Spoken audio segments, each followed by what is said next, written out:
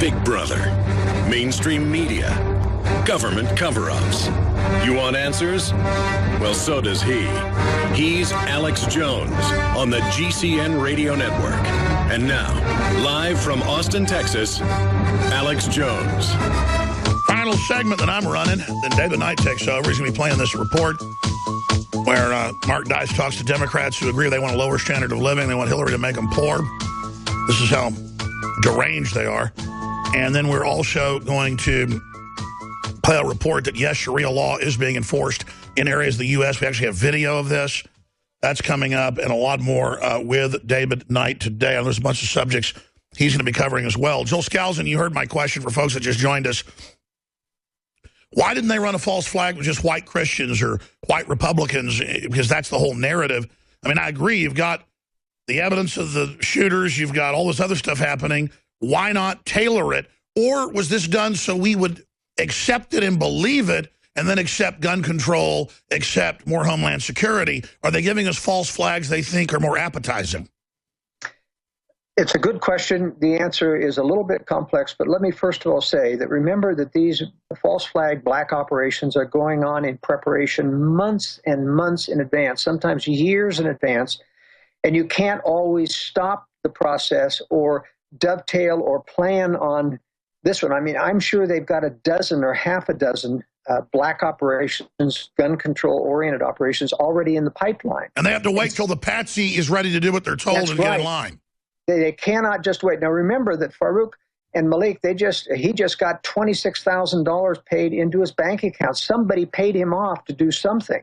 And I think it was to be present at this. I think the government came in and planted those weapons. The pipe bombs were inert, by the way. That's a sign of false flag. The fact that he couldn't have built that toy car remote bomb, he had no electronic experience, means that there were other people involved, which they're not looking for. So this was clearly a false flag, but I think it's important to realize that terrorism was sacrificed in here. It's true there's a disadvantage in ginning up an anti-immigrant reaction to this. But remember, the key aspect was the ATF kept saying this was a legally acquired gun in California, the toughest of all gun states. This was completely tailored to make sure that we have to take down, that no gun control is safe for assault weapons. We have to ban them. That's right. We got to have more. And more, but not only that, I think they're saying that gun laws don't stop it. We've got to actually ban assault weapons. Confiscate. That's why the New York Times came out for the ban. That's why Huffington Post came out for the actual confiscation. This is their time to declare it. You see the scripting. Yeah. And so I think there are compromises they do. If they continue to throw white Christians at us, it looks more like a government operation. They're mixing up, and I don't think they can absolutely control. They've got, as I say, sure, they're testing, too, when their real season of false flag comes, what the fish are biting on. Exactly, yes. Now, as I say, I don't think it's going to come up to gun control. At best, the next thing they want is registration, and we could see, I want all assault weapons registered, but it's not going to get to confiscation, I can assure everyone. Well, I agree. These people are scientists, and everything they do is beta test over and over again. You see it getting more intense, but it's beta testing into the future. But they're just trying to shut down the economy with Obamacare and with welfare and all the rest of it to make us dependent. But certainly an interesting time. Watch what's happening with Russia and Syria. That, for me, is the big hot button. Joel Scalzon, thank you so much. You got about 60 seconds left. What else is going on over at World Affairs Brief right now? Well, let's see. We are doing a lot to cover, this election, especially how they're trying to take down Donald Trump without success. And as I said, I'm focusing a lot on what they're going to do to as an alternative to Bush, who isn't going to fly. I think it's going to be very interesting to watch this primary process because, as I've said in the World Affairs Brief, there's over 1,200 delegates in the primary process that come from blue states, that is, liberal Republican states. They outnumber the conservative states, the red states, by about 54 to 46%, and 1,100 delegates for red state Republicans.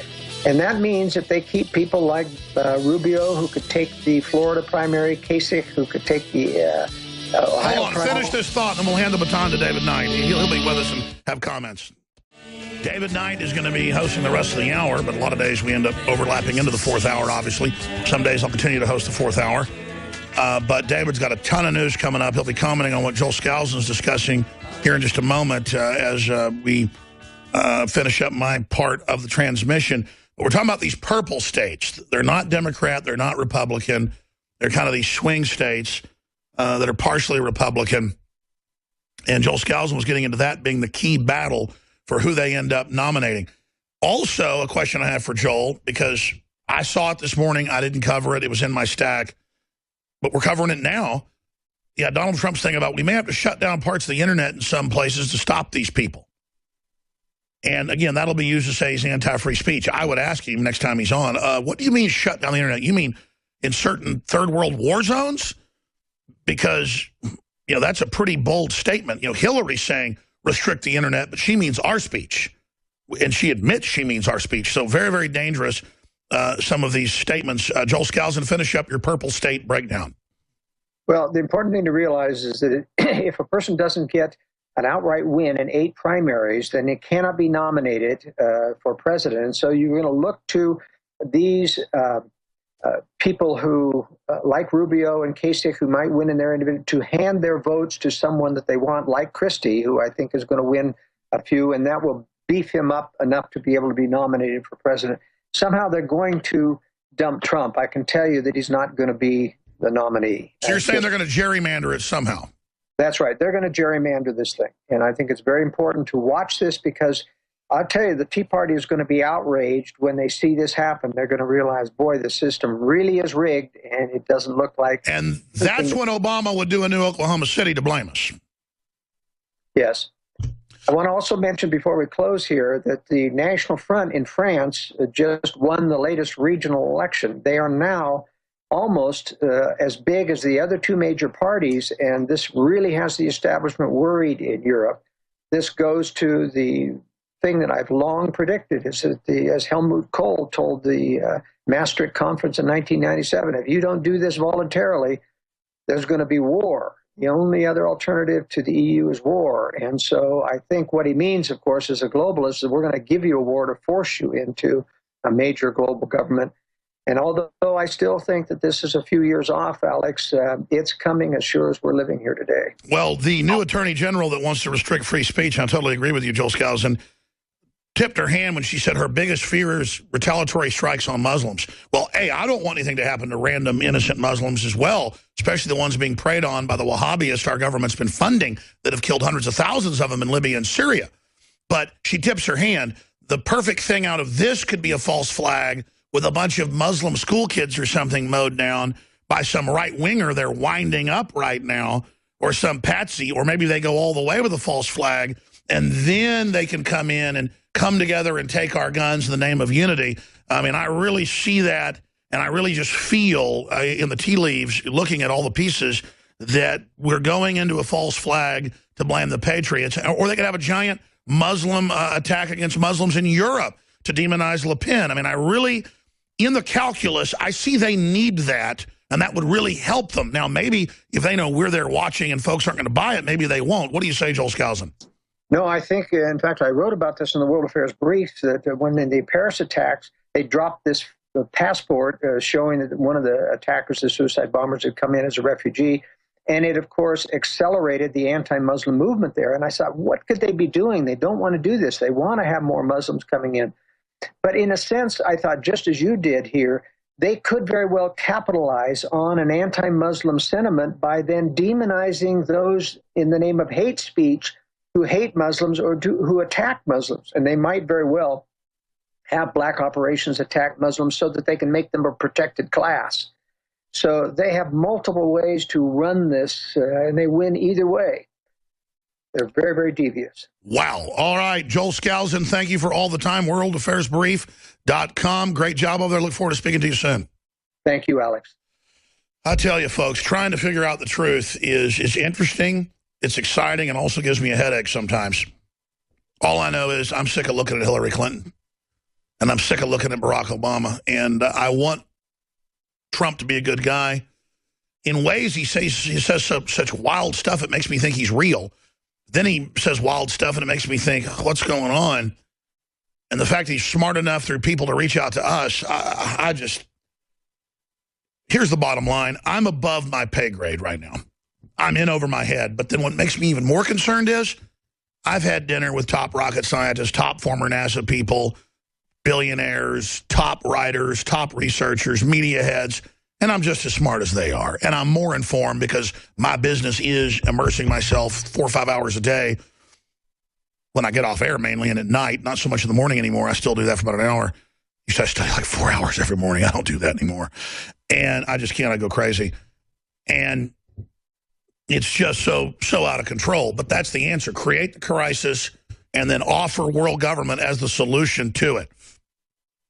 I want to get comments before I hand the baton from David Knight, who is in the Situation Room. Again, I'm in the War Room, as we call it, here at InfoWars. If you're a radio listener, don't forget we simulcast full video from multi-studios and with reporters on the ground around the country and the world at Infowars.com/show. We now take you back to David Knight. David, what do you think about what you heard Joel Skousen and I just talk about? Well, Alex, I think that clearly Trump's remarks, I think, will actually make him more popular. I'm surprised to see that it wasn't covered at all by most people. We covered a little bit, but most of the press did not talk about Rand Paul when he introduced a bill to do precisely what Donald Trump said he would do last night.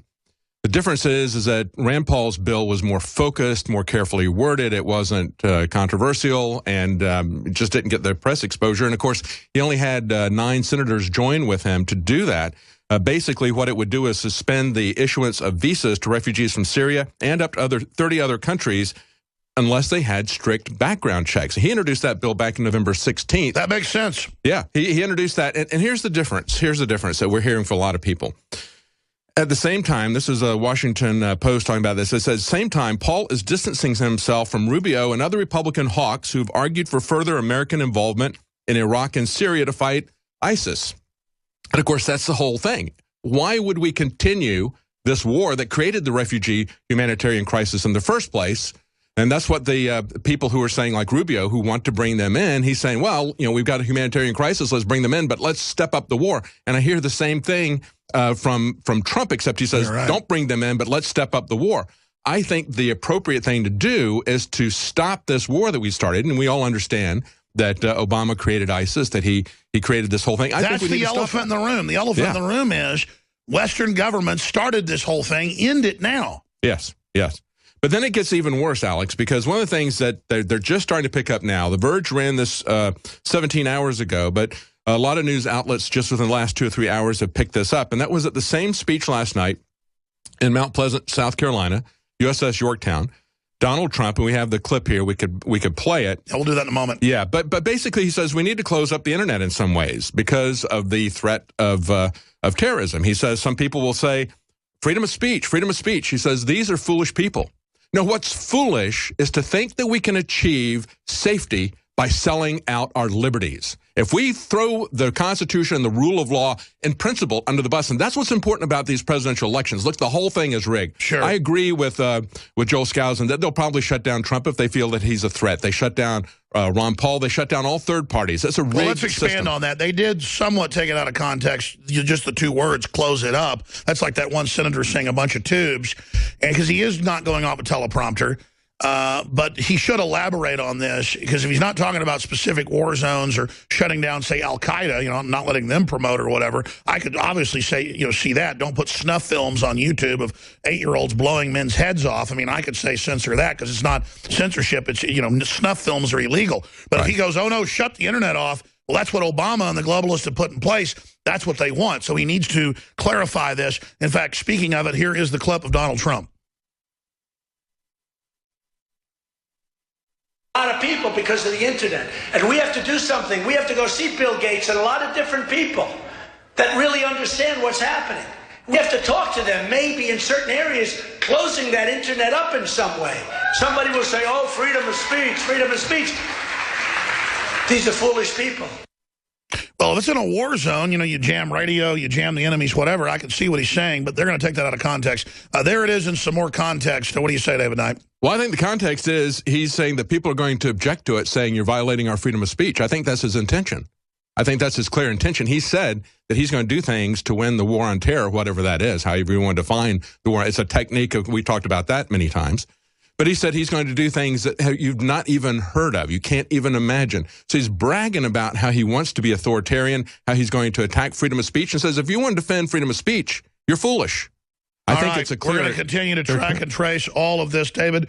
I'm going to hand the baton to you right now. I just want listeners to understand this is a one-of-a-kind broadcast, what you're watching and viewing right now, and it needs your support, your prayers. Please purchase products for Christmas gifts. We have a huge spectrum of crank-powered shortwave radios, incredible generator systems we just added, jumper cable systems, battery systems, G-Shock watches at some of the lowest prices you're going to find, strategic relocation, seeds, high-quality storable food, incredible optics, so much more. Moan Lambe apparel, Hillary for Prison apparel, InfoWarsStore.com. Free shipping until December 18th. And you can get T-shirts, get books, get videos. You can just order from us, put in your friends and family's addresses, and have the packages mailed directly there. We have an area where we can put a note in the order as well to them, or ship them to yourself there in your town or city, and then put them under the tree or give them to friends and family. And that way you're giving the gift of funding this operation and getting high-quality discounted products. Deep Cleanse is back. Was sold out for almost a month at InfoWarsLife.com with Shilajit, Zeolites, and more, and other big discounts at InfoWarsLife.com, or call toll-free 888-253-3139. David Knight takes over straight ahead. Stay with us. Welcome back to the Alex Jones Show. I'm David Knight, your host on this fourth hour. We have several Supreme Court decisions that are in the pike that cover everything from the freedom of the internet that we were just talking about. Donald Trump mentioned that last night. To the Supreme Court saying that Obama can continue to assassinate people in secret. Even Americans can be assassinated in secret. They have no problem with that. They give a nod to an assault weapons ban out of Chicago. And so I want to talk about this whole thing about the Supreme Court being the final decision about what our rights are. And we look at that kind of mentality. Understand it goes back to Marbury versus Madison. That was a Supreme Court decision that gave the Supreme Court the ultimate last say on everything. Isn't that interesting how that worked out? Of course, Thomas Jefferson disagreed vehemently with it. We've had presidents like Andrew Jackson who said when the court took the side against him for a national bank, he said, well, the court has made their decision. Let's see them enforce it. So we, at one point in time, we did have an independent executive branch, an independent Congress that did what they were told, and we had a Supreme Court that would try to assert its power, but it really didn't have the authority to do that. That was never the design of the Constitution, I don't believe. I agree with Jefferson on that. And we can see how this works out. Of course, we know that the Supreme Court has been on the wrong side of many decisions. They said in the Dred Scott decision that the escaped fugitive slaves had to be returned. They were still the property of their owners. In the early 20th century, for nearly 50 years, the Supreme Court maintained that there was no freedom of speech for motion pictures. And as a matter of fact, the second person who was prosecuted under the 1917 Espionage Act of Woodrow Wilson to try to get people into, try to get America into World War I, the second person who was prosecuted under that was a film producer. And guess what the film was that he had produced? The Spirit of 76, a film about the American Revolution, but it portrayed the British in a negative light. So Woodrow Wilson and his censors at various places told him, no, you can't, you're going to have to cut this out, you're going to have to cut that out, it makes the British look too bad, and we want to go to war on the side of the British. Well, finally, he took it out in Chicago. Then when it went to L.A., he put the removed scenes back in, so they prosecuted him with a federal prosecution. They gave him a fine of $5,000. Today, that would be equivalent to $500,000, and they sentenced him to 10 years in jail. And the Supreme Court said, First Amendment does not apply to films. They reversed that later in the 1950s in another case. So the Supreme Court has been on multiple sides of the same issue. They were for it before they were against it, as many people say. They are not infallible. They are 9 politically appointed judges. Let me give you an example of this. Hillary Clinton the other night was giving a speech, and she said, we need to keep the nuclear option on the table for Iran. Now, James Breyer, one of the Supreme Court justices, was sitting in the audience, and he immediately corrected her and said, you mean military option, military option. And, of course, she's making these remarks at the Brookings Institute Saban fortune for relations between the U.S. and Israel. So she immediately said, oh, yes, military option. He's watching her back. These guys are political hacks. These people, these 9 unelected, unaccountable justices who think that they have it within their power to modify the Constitution as they wish. And that's what we really need to be careful about. Because coming up, we have a lot of things, a lot of different attacks from different areas on the internet, just as we were talking about in the last segment with Alex Jones in that speech last night that everybody's focused on Donald Trump talking about how he would ban all Muslims. He also said that in order to shut down terrorism, we have to, in certain areas, close that internet up in some ways. And somebody will say, oh, freedom of speech, those are foolish people. So we're going to see people coming after the internet, just as Hillary Clinton has said the same thing. Essentially, that we need to use the internet to shut down terrorism and any speech of terrorism. We have seen they're going to try to argue for censorship of the internet based on protecting us from terrorism. They're going to argue for it on the basis of copyright. Of course, it was a story that we had back at the beginning of November, shortly after Matt Drudge came here and gave the interview where he said Supreme Court Justice told him they've got the votes to shut down the internet, just shut down hyperlinks. And, of course, they're openly talking about doing that in the European Commission. The European Commission prepared, and this was reported by Kurt Nemo back in November 9th, the European Commission is preparing a frontal attack on the hyperlink, the basic building block of the internet. That's how we link to things. And he points out this is based on an absurd idea that just won't die, making search engines and news portals pay media companies to promote their freely accessible articles. Now, understand that this is something that isn't just going to shut down freedom of speech. It isn't just going to shut down Matt Drudge. It's going to shut down you. You are not going to be able to have a political discourse with people, even on Facebook, where you say, well, I read this article over here. I read that article. No, they'll come after you for copyright protection. So they're going to come after you for copyright protection. They're going to come after you telling you that they're going to make you safe if you'll just hand over all of your liberties to the man in the White House. That is the greatest thing to fear. That is the greatest danger. That is the mindset of a slave if you think you're going to elect somebody for president and they're going to protect you after they take away your liberty. Stay with us. We'll be right back. We're going to be playing a couple of reports. One, we're going to play some excerpts for you from the Mark Dice video where Hillary supporters want her to lower the standard of living. I think it's very interesting that there was an article that just came out today talking about climate activists going after our meat. And, of course, this isn't the first time. Remember, we had the EPA talking at Halloween about how we had to get rid of pumpkins. And at Thanksgiving, they're talking about turkey. Now they're talking about meat. You know, they want to take our air conditioning, our cars, our homes, everything, folks. They're going to shut us down. And these are the people who are flying around in their private jumbo jets, telling people in Africa, you know, this is what Obama said. We've played the clip for you many times. He goes to an audience in Africa and he says, y'all all can't have air conditioning and cars. If you did, the planet would explode. I mean, seriously, are we going to criticize Donald Trump when Obama says stuff like that? I mean, that is absolutely amazing, but it's their mindset. So in that vein, what they want to do is they want to get rid of meat. Now, just like we had the gun rights meeting. Actually, there was gun prohibition meeting is what they were doing at the steps of the Capitol. We were there covering it. And there was one protester in the audience. He said, do not, we will fight your ban on guns. And the Austin city councilman said to him, well, we're not trying to ban your guns, but you hang on to that sign. We're going to make it come true. Okay, well, that's what they're saying here about meat. This is a German member of the European Parliament says this is one of the most delicate issues with climate protection because we all have our habits and diet is something quite holy for some people not to be meddled with. Yeah, it's like my decision what I eat, not yours, not to be decided by some know-it-all global governance, and that's precisely what they want to do. So they say there's negotiators from 200 countries. They're focusing on reducing carbon dioxide, but they want to focus right now on other issues. They said, we don't want to tackle this right now because it's going to put people off, the same sort of thing. But I want you to understand where they're going, because this is what they say. Nevertheless, the livestock sector is responsible. This same article, these people are saying, we don't want to scare people by telling them we're going to take away their food. But we want them to understand, we still have to keep in mind that this is something that's going to be on the plate later on because it's responsible for 14.5% of global greenhouse gas emissions, according to them. Who knows? We're not allowed to question them because they're authority figures. But they say it's comparable to all the direct emissions from cars, planes, ships, and other transportation. So understand this, folks.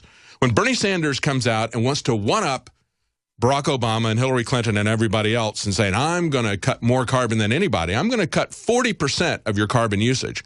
Well, they're going to take 14.5% if they shut down all of your transportation. They would get 14.5%. Then they can shut down all of your meat and livestock production. You know, meat, turkey, chicken, all that stuff, right? You know, you just eat greens, okay? They can shut down all that. They'll get another 14.5%. That's still only 29.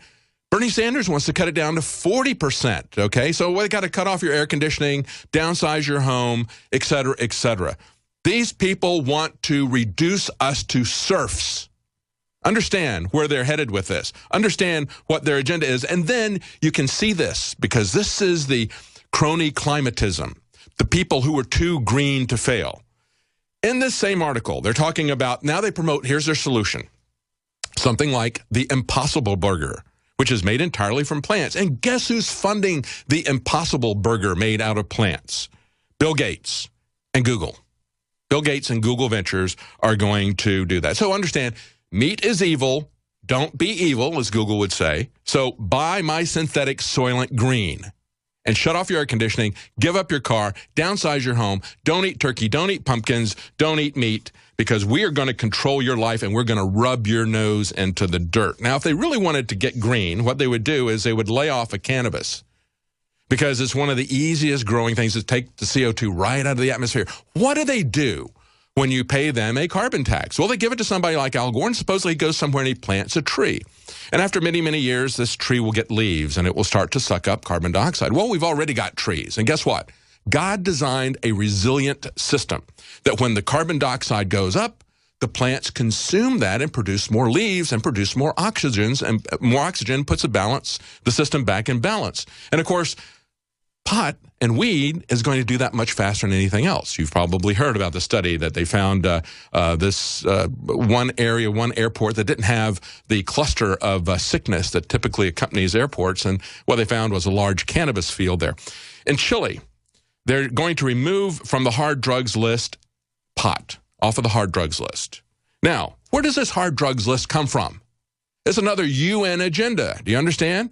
It was in 1961, the UN created an agenda where they gave us the 4 schedules. And it was 10 years later that Richard Nixon, the same guy who created the EPA, gave us the war on drugs, exactly mimicking the 4 schedules for the war on drugs that had been created 10 years earlier by the United Nations. That's why Chile's got the same schedule as we do in the United States. And so they're going to say, well, we're going to take it off of the Schedule 1 drug. We're going to allow it to be used for medical purposes and so forth and so on, allow it to be sold. That is a UN agenda that was imposed on people, and conservatives need to understand that this war of prohibition that we've been fighting for 40-plus years is nothing but a UN agenda. Now, I want to go to these reports that we've got. Before I do, I want to let you know that we've got Deep Cleanse, first sale we've ever had on Deep Cleanse, 17% off. It's your best all-in-one cleanser. You can save money by buying what you would normally have to buy over 7 different cleansing products. You can get all of that in one product with Deep Cleanse, and right now that's 17% off. Also, check out this coffee special, because I love the InfoWars coffee that we sell here, Wake Up America Blend. If you buy 2 bags of InfoWars coffee, they are throwing in a free InfoWars mug while supplies last. That's 100% organic, non-GMO, grown without pesticides, gourmet quality coffee. And remember that everything you get at the InfoWars store is free shipping until December 18th. So again, check out the sales, check out the coffee, and there's another new product I just saw here on the desk here, the G-Shock watch. That looks very interesting to me, because you know what? I'm trying to get off the grid in multiple ways. One of the ways I want to get off the grid is when I get finished with my contract, my iPhone, I'm getting off of their surveillance grid with that. I'm looking at analog watches. I'm going back to pagers if anybody wants to get in touch with me, and burner phones, because I am sick of this. It's my way of saying, no, you know what? Freedom of speech, privacy, due process, it really does matter to me. And anyway, take a look at that. It's a new product we have, a G-Shock watch. It is an analog and digital, a watch that never breaks, and we're selling that at InfoWarsStore.com. Going back to what we were just talking about, going back to the climate activists saying that, well, you know, we need to We need to shut down meat for people, cars, air conditioning, homes, everything. People are willingly supporting this. I mean, this is, Mark Dice goes out and gets people to say interesting things, but, you know, quite frankly, these people are begging to have their lifestyle eviscerated, as well as, we'll point out, their lifespan, because the two go hand in hand. If you cut down energy use, it's the best indicator not only of it affects our lifestyle, but it's the best indicator of life expectancy. And so these people are all on board with that. The problem is, I'd be happy if they want to do that on their own. Go for it. They want to cut down mine, and I don't agree with that. But here's what some of the people had to say to Mark Dice. You probably saw Hillary Clinton has promised to lower the standard of living if she gets elected. Do you think that's long overdue? Yeah, actually, I don't really know what that means. Hold on, let her answer. I think the standard of living should be lower because I like to go to the bars and drink the alcohol for lower. Okay. Hey, hold on. Hold on. Hey, let her answer. Hillary Clinton obviously is promising to lower the standard of living if she's elected. Are you looking forward to that? Yeah. Is that a good campaign platform to be running on to lower the standard of living? Yeah. You think Hillary Clinton's the woman to finally do that for America? Maybe. Take the baton from Obama and continue the plan of lowering the standard of living? Maybe. I don't know if this guy even knows what a standard of living is. Well, the news is that Hillary, as you probably saw, Hillary Clinton has promised to lower the standard of living if she gets elected. Like how so? In what regard? Well, just through her economic policies. Are you looking forward to that? Well, I'll tell you what's going to happen is Bernie Sanders is going to beat her in the primaries, and he's going to be our next president of the United States. So I feel strength with Bernie, and he'll do better than Obama. But this is about Hillary Clinton. Oh, Hillary? Hillary obviously is promising to lower the standard of living if she gets elected. Do you think that's a good campaign platform to stand on? You know, it works for her because it definitely fits her personality, but as an American, I don't think I could stand behind that. I might have to go with Trump, you know, if that's the case. This is for the news. It's a web segment for the news. Okay. You probably saw Hillary Clinton has promised to lower the standard of living if she gets elected. Are you looking forward to that? Do you think she can keep that promise? You excited about the lower the standard? Lower the standard? I don't really keep up with that. Okay, let's pause right there. She really doesn't keep up with the standard of living. She's not really sure what that is, okay? Let me talk about Bernie, you know, because the guy says, well, she's not going to make it past the primaries, and it's going to be Bernie. You know, he's going to lower your standard of living. Let me tell you, you know, if he's people who are buying into socialism, that is what will lower your standard of living. Down in Venezuela, remember Bernie Sanders back in the mid-1980s? He loved Nicaragua and the Sandinistas, as I like to call them, because he just thought those guys hung the moon. But, of course, they were thrown out. They were nothing but a bunch of kleptocrats posing as socialists, because that's what socialists are. They're a bunch of thieves. And now they're seeing the fruit of socialism in Venezuela. They've had the worst ever defeat of leftists. This is after 20 years of rule by Hugo Chavez and his co-thieves. What they've done is they've shrunk gross domestic product, went down by 10% just this last year. Another 6% is projected for next year. They have 18% unemployment. How's that for socialism, lowering your standard of living, okay?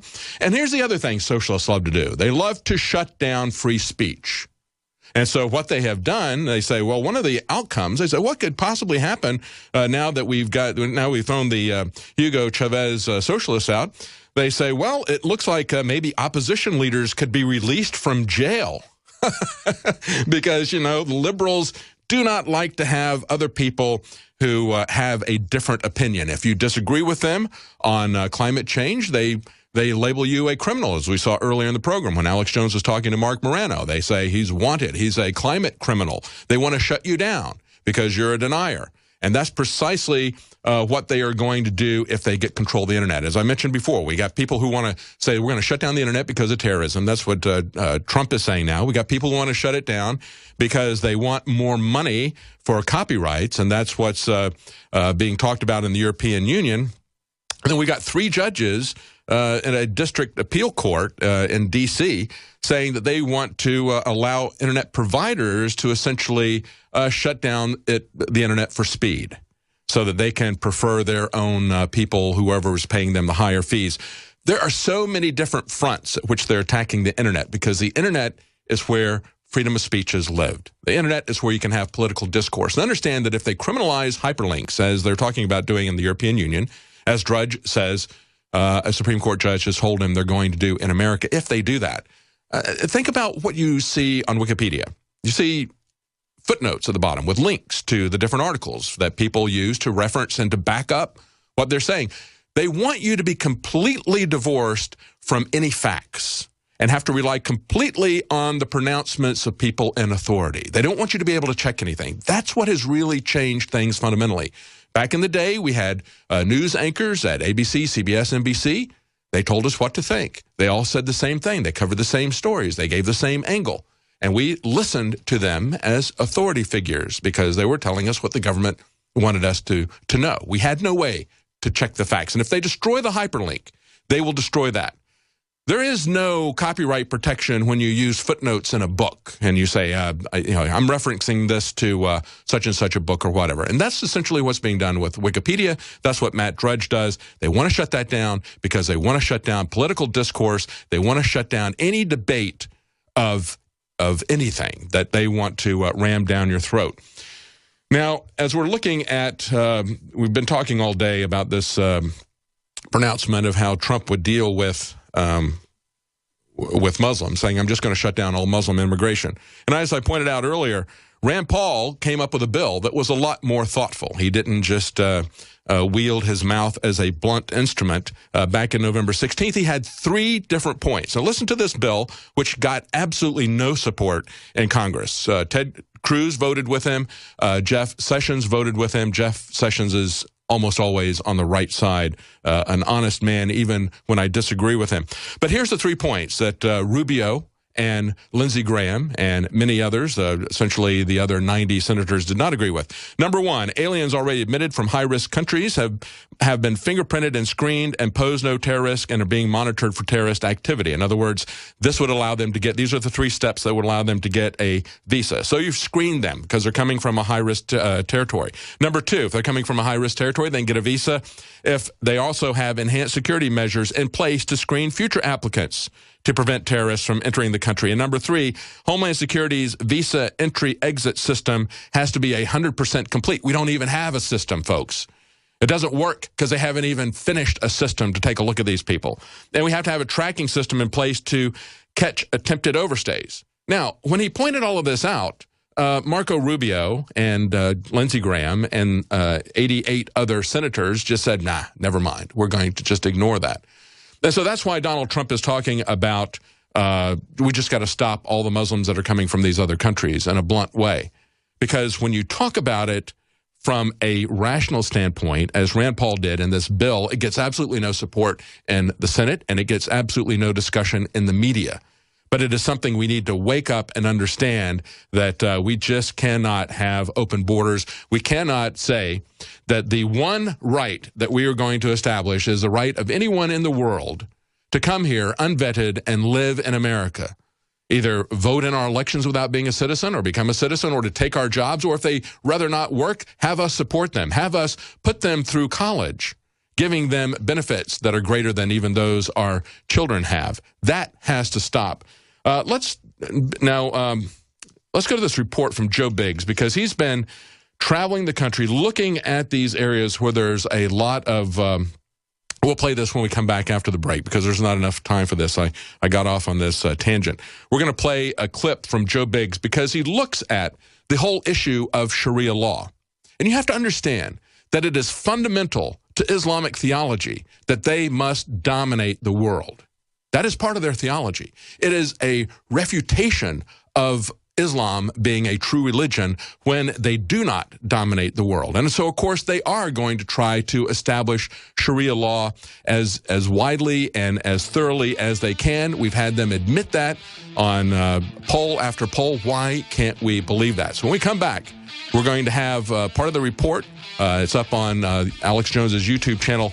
of Joe Biggs talking to people about Sharia law. We'll be right back.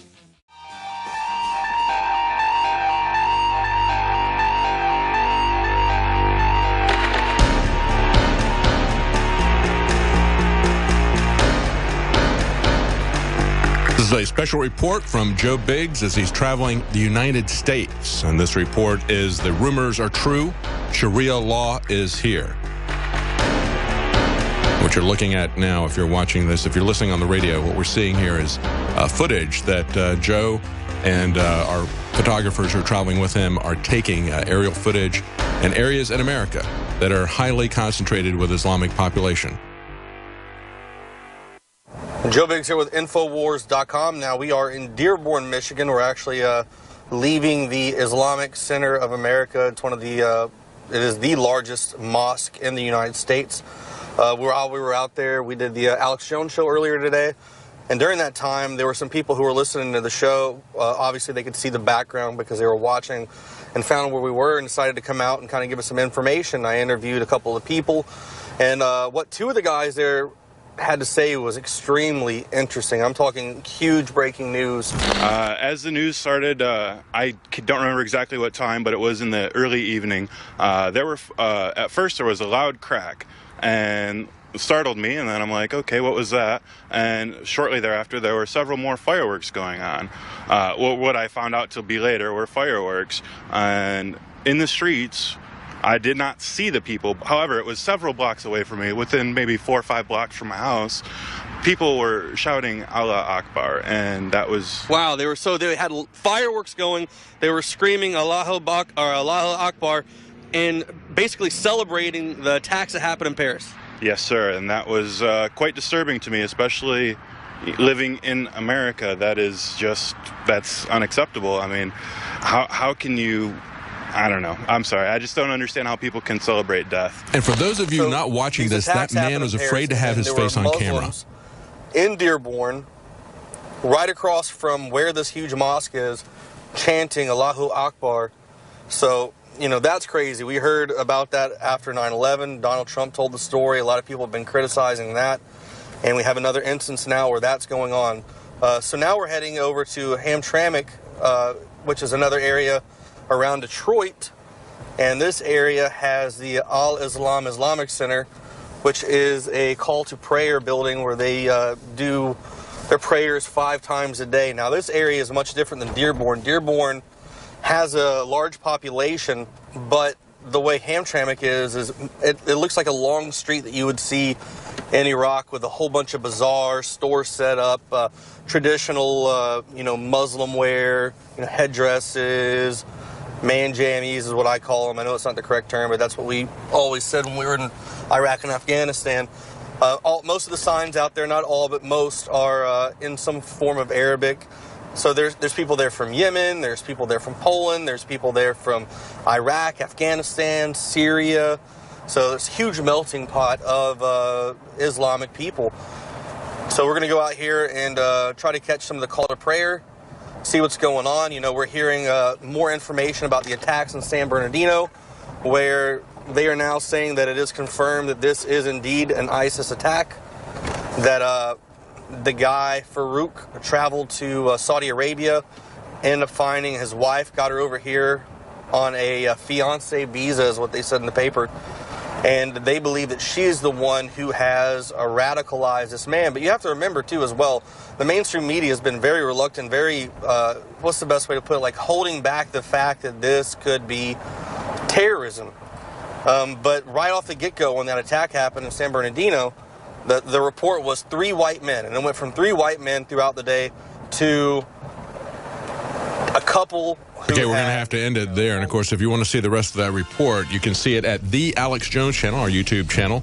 The report is, rumors are true, Sharia law is here. I think it's very telling that that man who was talking about the Muslim celebrations after the shooting was afraid to go on camera. The Genesis Nightly news tonight, 7 p.m. Central, 8 p.m. Eastern.